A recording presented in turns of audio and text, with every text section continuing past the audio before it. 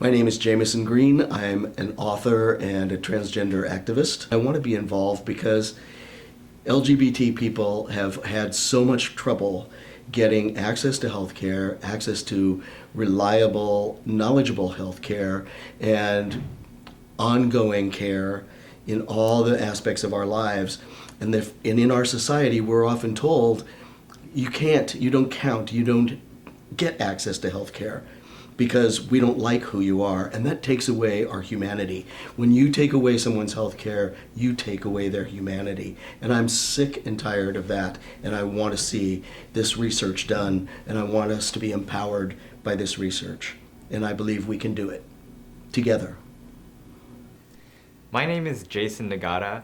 I'm a physician and a researcher who specializes in eating disorders and body image. Eating disorders can affect people of all genders, all sexual orientations, all races, and all socioeconomic strata, but we have very little information on how to care for people, particularly in these minority populations.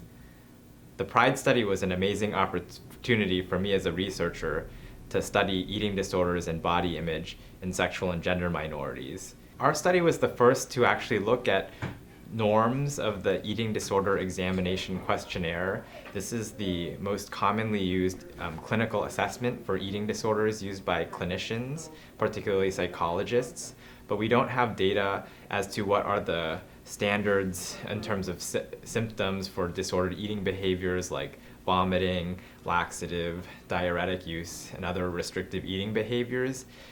So our studies have been the first to actually describe these phenomena in cisgender gay men, cisgender gay women, cisgender bisexual men and women, and also transgender populations. And these are providing new data for clinicians and researchers alike to better understand how common these symptoms are in these unique populations. Hi, I'm Clement O'Sullivan. I am the founder and executive director of Golden Rule Services in Sacramento. A lot of the research that's being done does not have an LGBTIQ focus. And so what that does is that weakens our ability to apply for grants that are asking us to speak to those health disparities. So it is very, very critical for individuals who are either in public health, community health, individuals who are just consumers to get involved in this very, very historic and groundbreaking study. I'm Erica Etzoken. I use she, her pronouns, or anything said with respect. I work for the Social Behavioral Research Department at Howard Brown Health, an LGBTQ-focused community health center in Chicago. To me, LGBTQ health research means putting LGBTQ members of the community at the center of research that aims to improve their health outcomes and their access to health care. We're excited to be part of the PrideNet study and Pride Network, so that we can contribute to data from our community that helps us to better serve our population. Hi, my name's Lou. My pronouns are he, him, and his. As a queer trans man, LGBTQ healthcare is so important to me because my community is underrepresented in research.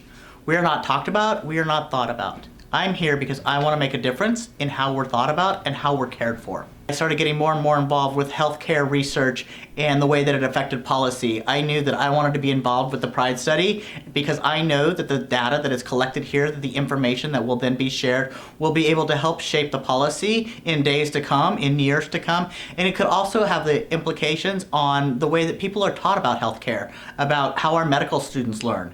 It's going to make a huge difference in my life. Hi, my name is Matthew Zhang. I was attracted to the PRIDE study because there's really nothing else like it.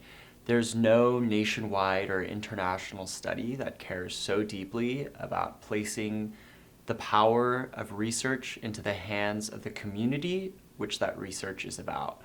The PRIDE study is run entirely by queer and LGBT people for queer and LGBT people.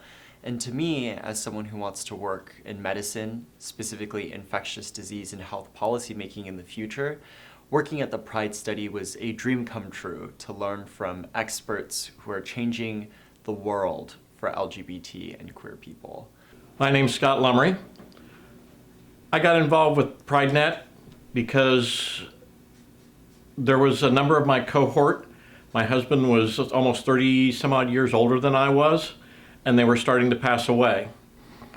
We did not have documentation or medical research that was being done on that cohort, and they were disappearing rapidly. Most of them are gone now.